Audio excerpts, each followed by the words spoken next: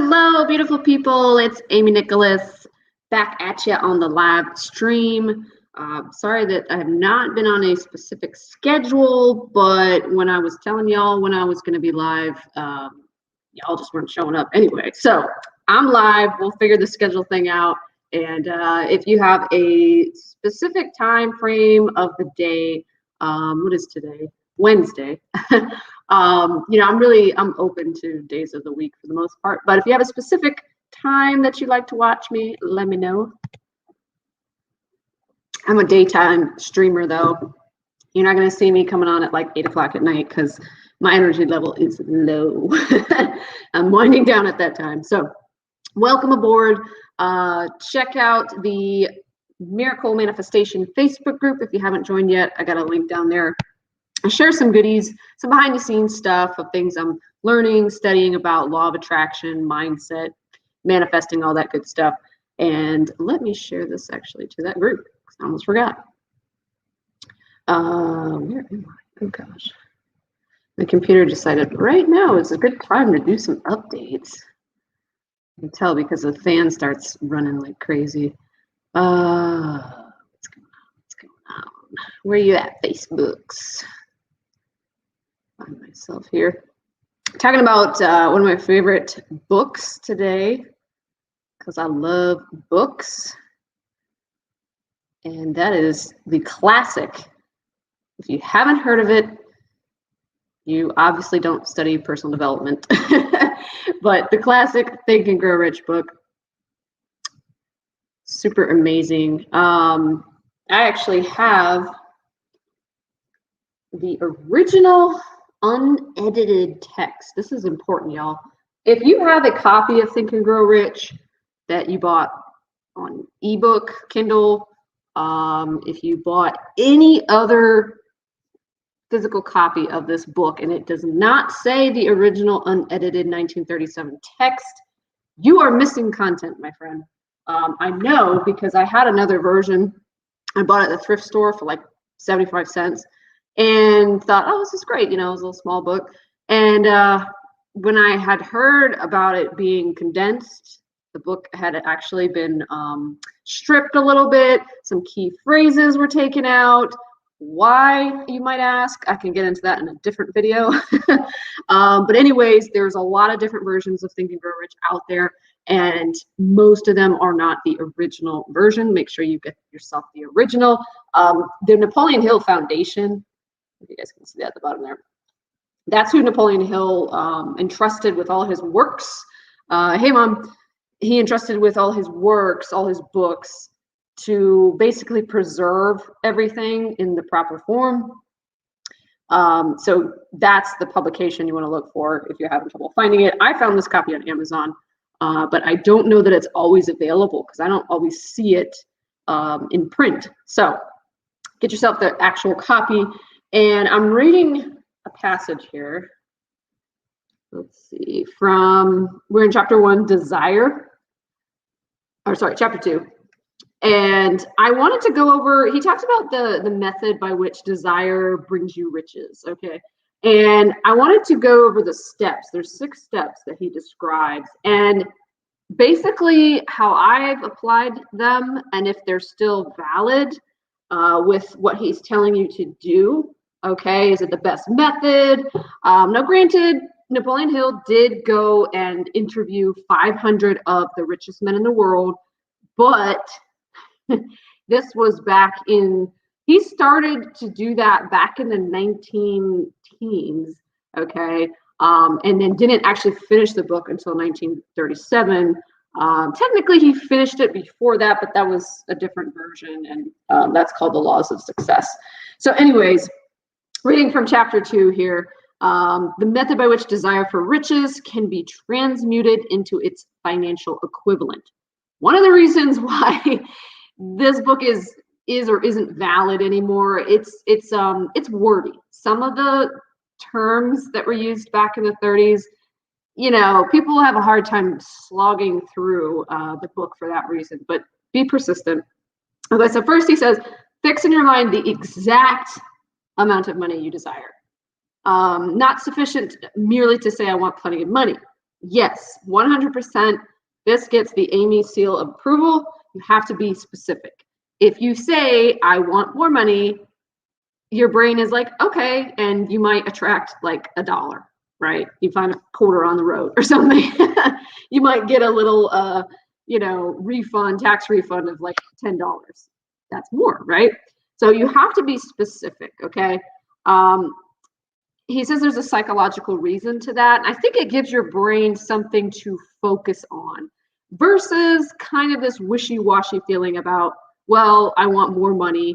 And if you were to say, I want plenty of money, well, what does that mean? That could mean different things to different people. Somebody who's homeless could think plenty of money was 20 bucks because they could go buy a meal, get a drink, whatever.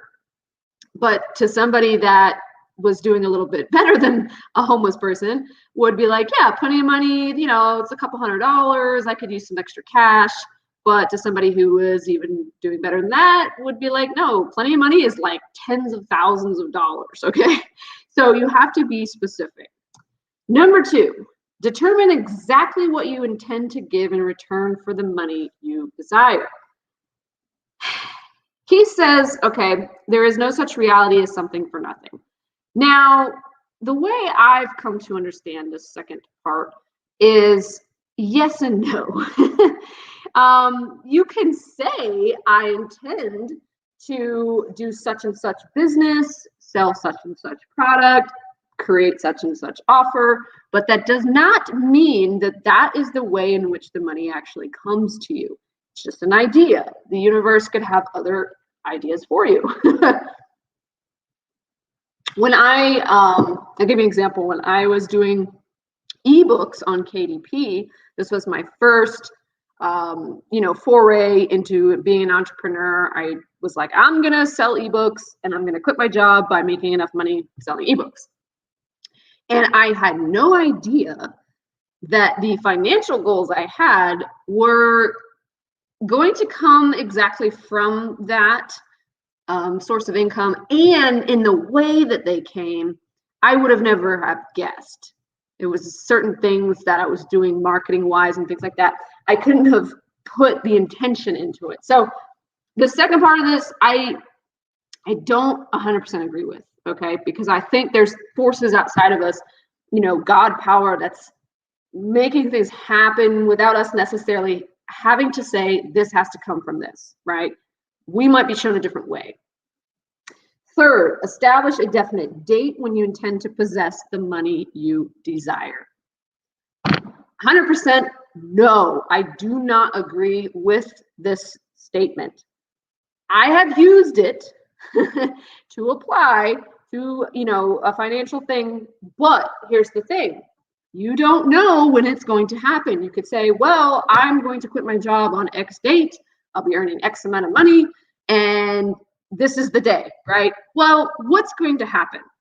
Can I tell you with 99.9% accuracy that if you try to put a specific date on something, you are not going to hit it, okay? It's very few and far between circumstances that people actually hit this date that they put to a goal. I feel that it creates a lot of unnecessary stress on yourself by trying to force yourself into doing something by a specific date because you have a deadline. You're just like, oh my gosh.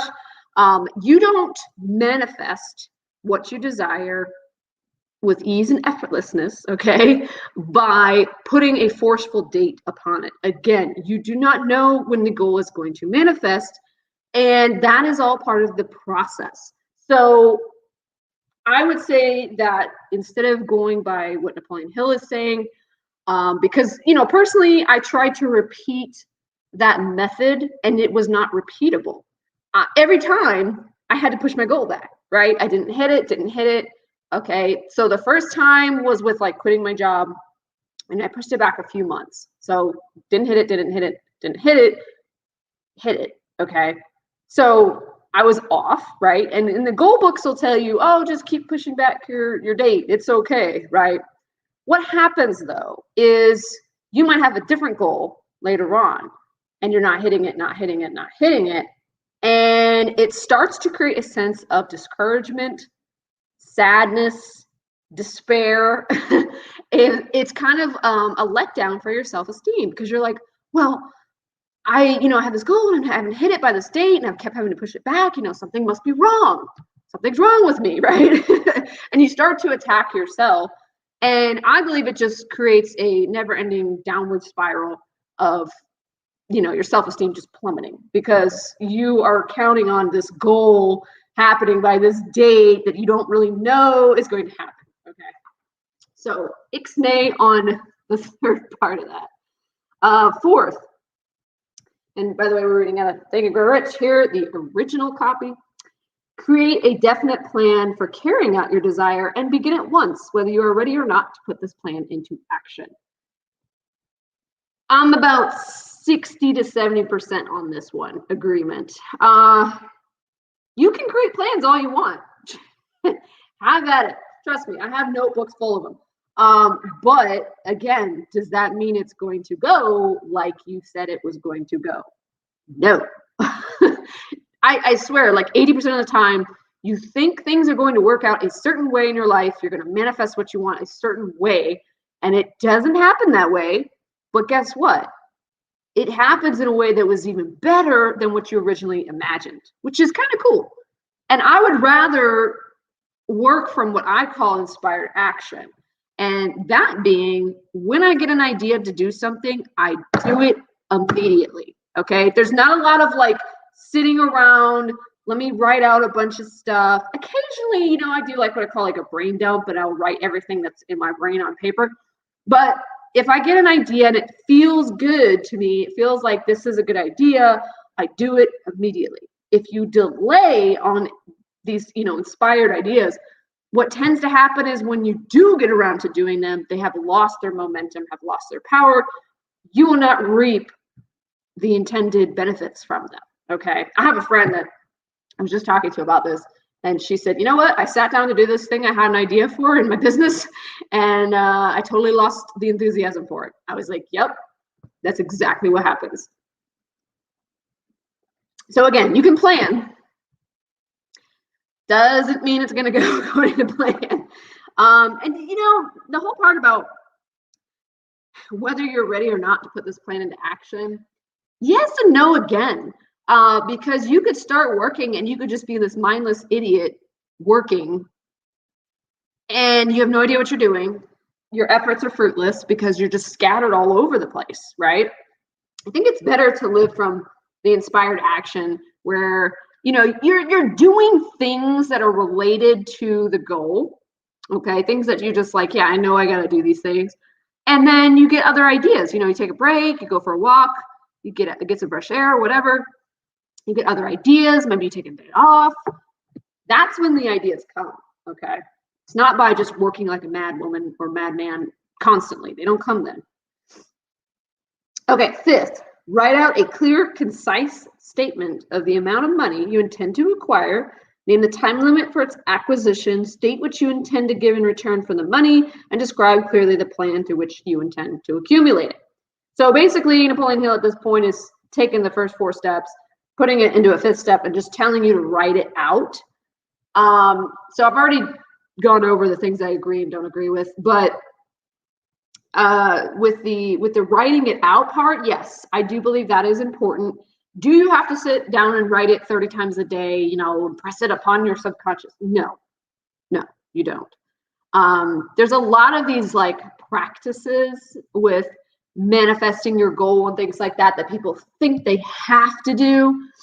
And if you don't feel good in the doing of them, then it's completely useless and not helpful at all. Okay, so don't ever feel like you have to do something, some specific habit, ritual, whatever, to get what you want.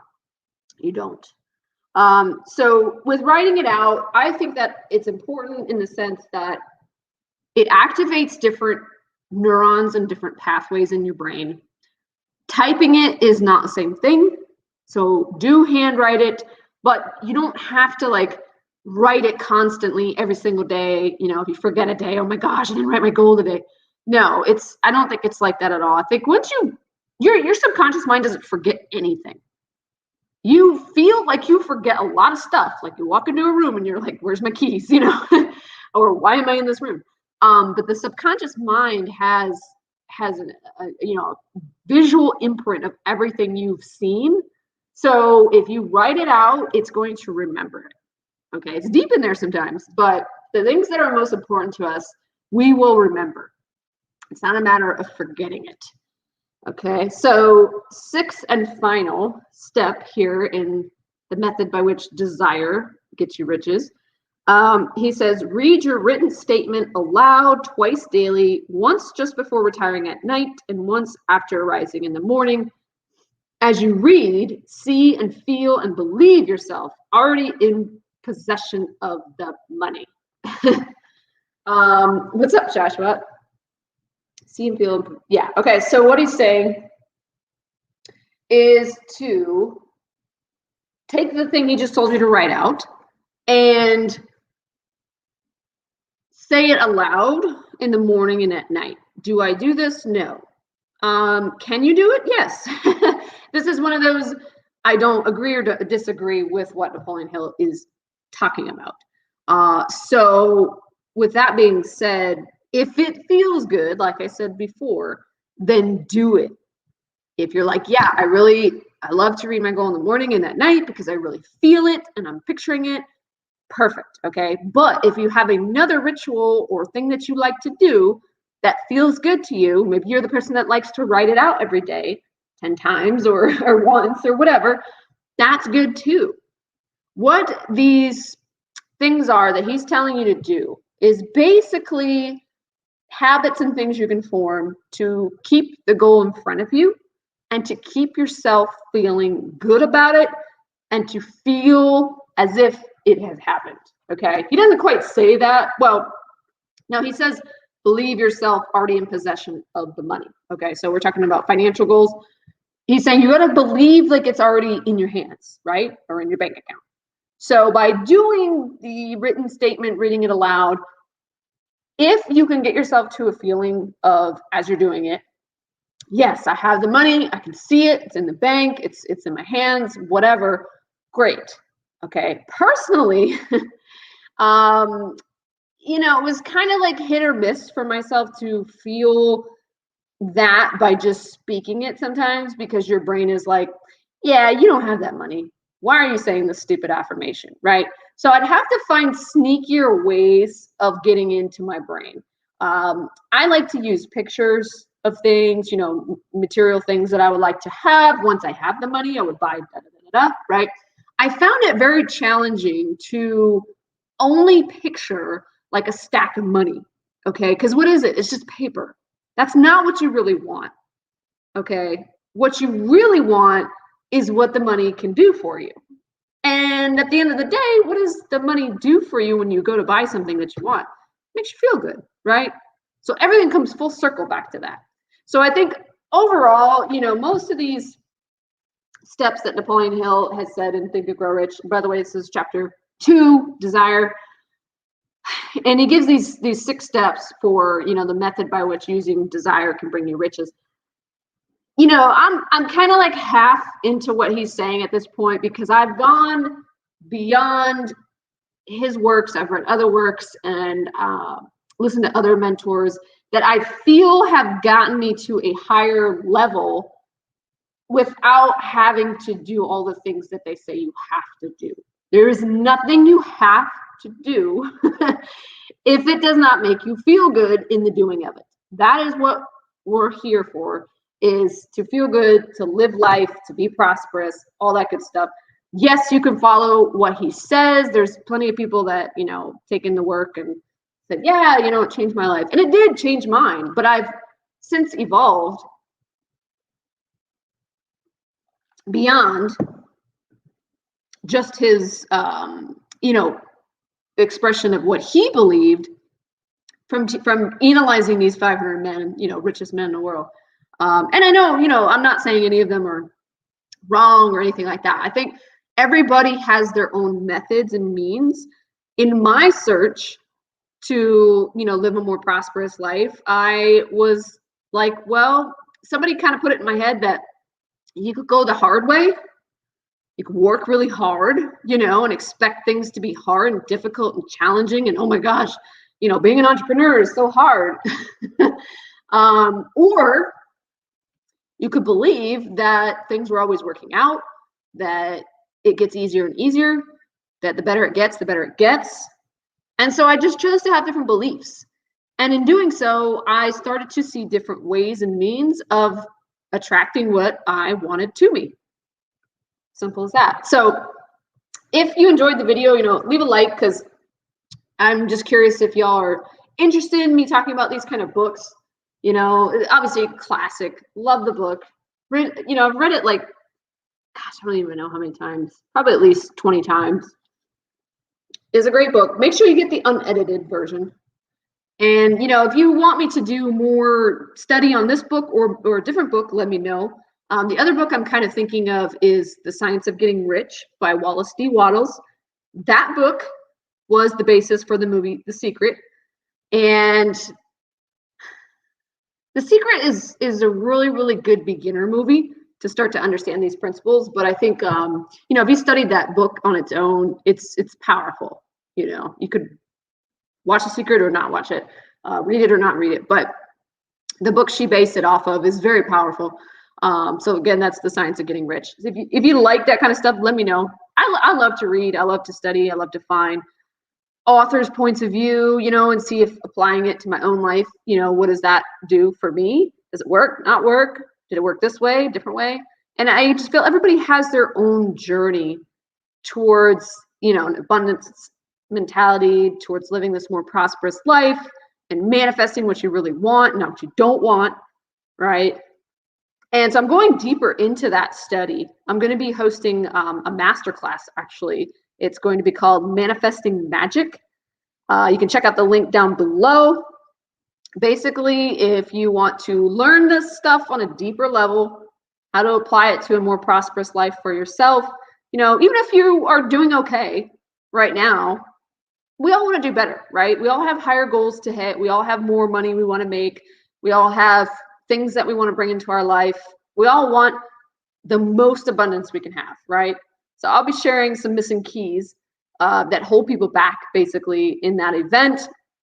Inexpensive class. You know, I am charging for it because I want people that are serious. I don't want people that are just looking for like another free webinar. It's not what it's about. So Manifesting Magic Masterclass, again, you can check it out below. And that will be held on August the, let me see. It's going to be on Thursday, August 5th at 11 a.m. Eastern time. And there will be a replay. If you can't make it to the live event, you can watch the replay of the masterclass. So that's all I have for you today. If you haven't gotten your free Affirmations for Daily Wealth Attraction gift, that download is below as well. Come join us in the Facebook group, Miracles, Manifestation. I've got so many things going on here. And again, if you like these kind of videos where I'm dissecting the books, let me know. I will see you on the next one. Take care.